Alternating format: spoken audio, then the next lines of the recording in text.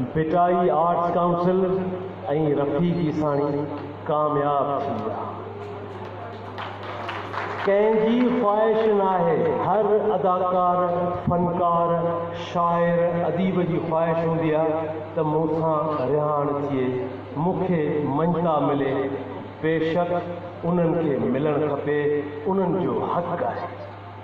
पर अॼु उहा हस्ती जंहिं कॾहिं बि न चाहियो त मूंसां वेही रिहाणियूं कजनि, मूंखे हीरो ठाहे, मूं ते वेही दोस्त ॻाल्हाइनि, कॾहिं हुन न चाहियो। पर जॾहिं ज़िक्र थियो मोहम्मद या आले मोहम्मद जो, गफ़ूर गुल वेठो हो।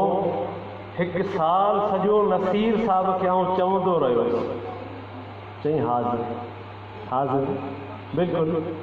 पर हिकु अहिड़ी घड़ी आई, हिकु अहिड़ो लम्हो आयो जो नसीर साहिब राज़ी थी विया ऐं अॼु असीं कामयाब थी वियासीं।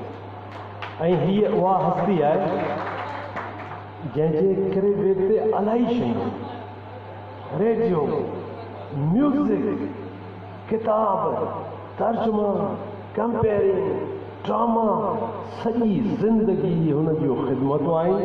हुन जो हक़ु हो, इहा हुन जी वॾाई आहे जेको हू इन ॻाल्हि ते एग्री न पिए थियो।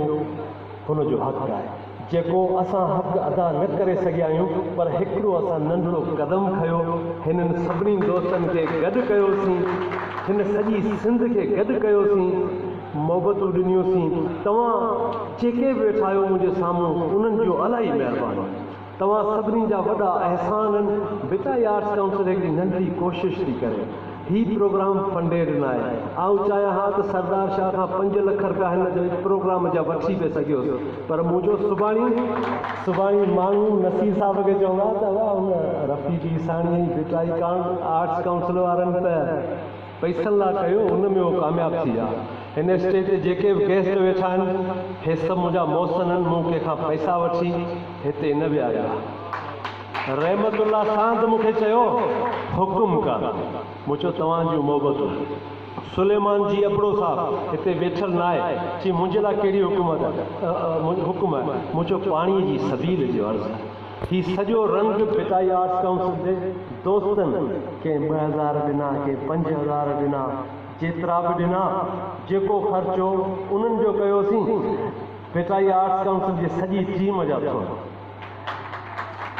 रेडियो स्टेशन जो डायरेक्टर अली अकबर साहब मूंखे चई हुकुम कर। मुंहिंजो फ़क़ीर माण्हू हुकुम करो, म्यूज़िशियन ऐं आर्टिस्टनि जी गुज़ारिश, चई थी विया। शानू जी महिरबानी। कल्चर डिपार्टमेंट जे डायरेक्टर रज़ा मोहम्मद शाह जी महिरबानी, जंहिं हीअ हाल फ्री ॾिनो, असां ॿिए कंहिंखे अॻिते कोन कयो। मूं अर्ज़ु कयो त 5 लख वठी पिए सघियो ऐं हो ॾेई छॾींदा, हिन हस्तीअ लाइ ॾेई छॾींदा, पर न, हे सिर्फ़ु हे हस्तियूं हुन लाइ गॾु कयूंसीं। जीअं साईं राज़ी थी वियो त असां चयो त सभिनि खे राज़ी करियूं। तव्हां सभिनी जी वॾी महिरबानी।